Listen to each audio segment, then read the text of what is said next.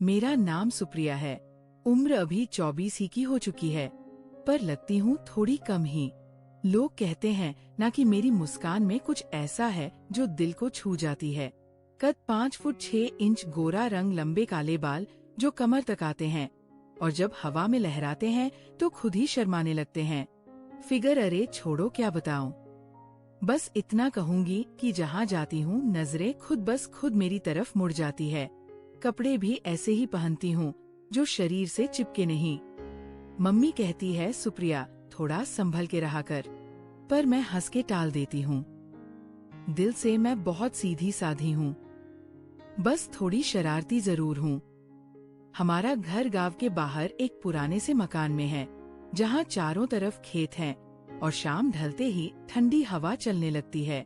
घर में मैं, मम्मी, पापा और मेरा छोटा भाई। पर आजकल घर में एक और मेहमान है, रोहन। रोहन मेरा दूर का कजिन है।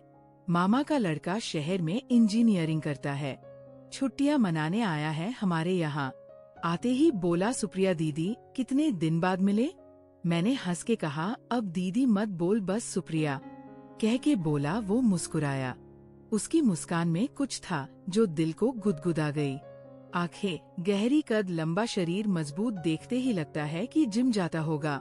पहले दिन तो सब सामान्य था। सुबह उठी, नहा धोकर किचन में मम्मी की मदद करने लगी। रोहन बाहर बरामदे में बैठा चाय पी रहा था। मैं चाय का कप लेकर उसके पास गई। कप देते वक्त मेरी चुन्नी थोड़ी सरक गई। मैंने जल्दी से ठीक की, पर उसकी नजर वहाँ चली गई थी।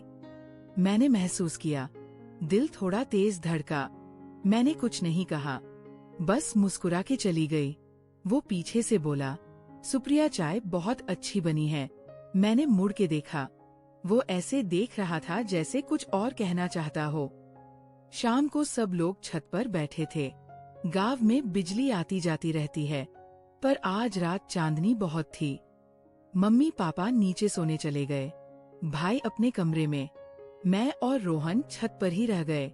हवा चल रही थी, मेरे बाल उड़ रहे थे। मैंने बालों को पीछे किया तो रोहन बोला, सुप्रिया तुम्हारे बाल बहुत अच्छे हैं। मैंने हंस के कहा, बस बाल ही अच्छे हैं। वो थोड़ा शर्मा गया, फिर बोला, नहीं सब कुछ अच्छा है। बातें होने लगी। वह शहर की बातें बता रहा था, मैं गांव की। धीरे धीरे बात गहरी होती गई। वो बोला, यहाँ गांव में कितना सुकून है, शहर में तो बस भाग दौड़। मैं बोली, पर शहर में कितना मजा भी है ना। वो मेरी तरफ देख के बोला, अब यहाँ आया हूँ तो मजा तो लग ही रहा है। रात काफी हो गई थी। मैं उठने लगी तो मेरी पायल बज गई। रोहन बोला, ये पायल की आवाज कितनी अच्छी लगती है। मैंने कहा, शहर में लड़कियां पायल नहीं पहनती। वो बोला, पहनती है पर तुम्हारी तरह नहीं बजती। मैं हंस पड़ी। नीचे उतरते वक्त सीढ़ियां पुरानी थी, थोड़ी अंधेरा भी। मैंने कहा, रोहन थोड़ा हाथ पकड़ लो, कहीं गिर ना जाऊं। उसने तुरंत हाथ पकड़ा। उसका हाथ गर्म था, मजबूत। मेरा दिल जोर से धड़कने लगा। हम नीचे आए, फिर उसने हाथ छोड़ा नहीं। मैंने भी नहीं छुड़ाया। थोड़ी देर खामोश खड़े रहे, फिर मैं बोली, अच्छा सोने जा रही हूँ। वो बोला, गुड नाइट सुप्रिया। मैं अपने कमरे में गई, पर नींद कहाँ आ रही थी। बार बार उसका हाथ याद आ रहा था। अगली सुबह मैं जल्दी उठ गई, नहाकर तैयार हुई। आज लाल सूट पहना था जो शरीर से थोड़ा चिपकता है। रोहन बाहर बैठा अखबार पढ़ रहा था। मुझे देखते ही बोला, वाह सुप्रिया, आज तो बहुत अच्छी लग रही हो। मैंने शर्माते हुए कहा, बस ऐसे ही। नाश्ते की टेबल पर हम आमने सामने बैठे। मम्मी किचन में थी। मैंने पराठा उसके प्लेट में डाला। हमारी उंगलियां टच हो गई। मैंने जल्दी हाथ पीछे खींचा, पर वह मुस्कुरा रहा था। खाना खाते वक्त उसकी नजर बार बार मेरी तरफ आ रही थी। मैं भी चुपके से उसे देख रही थी। दोपहर में घर पर कोई नहीं था। मम्मी पापा खेत पर गए थे, भाई दोस्तों के साथ। मैं अपने कमरे में किताब पढ़ रही थी। रोहन आया और बोला, सुप्रिया बोर हो रहा हूँ, कुछ बातें करें। मैंने कहा, आ जाओ। वो मेरे बगल में बेड पर बैठ गया। दूरी बहुत कम थी। बातें शुरू हुई। वो मेरे कॉलेज की बातें पूछने लगा। मैं बता रही थी कि कैसे लड़के पीछे पड़ते थे। वो बोला, अच्छा फिर तुमने किसी को पसंद किया? मैंने शर्माते हुए कहा, नहीं यार, सब बेकार थे। वो करीब आकर बोला, अब कोई पसंद आया क्या? मैंने उसकी आंखों में देखा, कुछ कह नहीं पाई। खामोशी छा गई। हवा में तनाव सा था।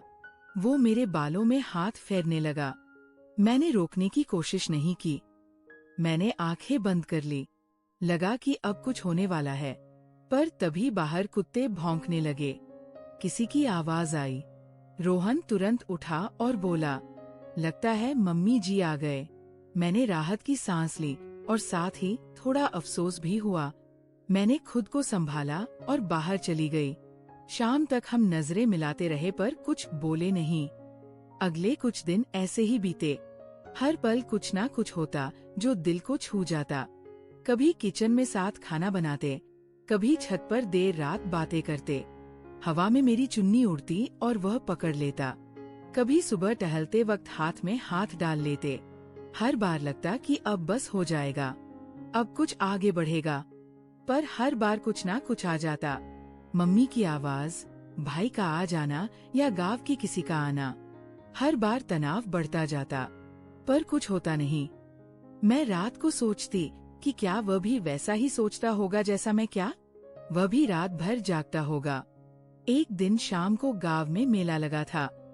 हम सब गए। भीड़ बहुत थी।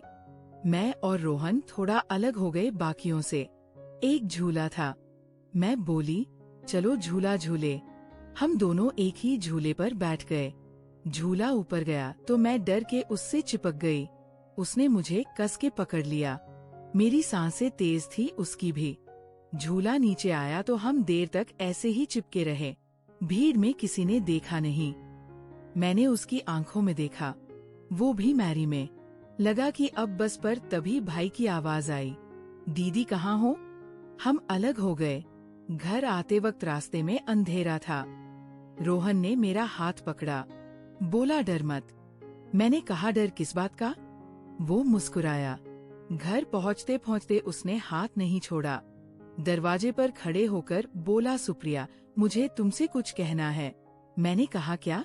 वो बोला, कल सुबह खेत के पास मिलो अकेले। मैंने हाँ कह दिया। रात भर नींद नहीं आई। सोचती रही कि कल क्या कहेगा। क्या वही कहेगा जो मैं सुनना चाहती हूँ? सुबह मैं जल्दी उठी। साधारण सा कुर्ता पजामा पहना, पर दिल धड़क रहा था। खेत के पास एक पुराना पीपल का पेड़ था।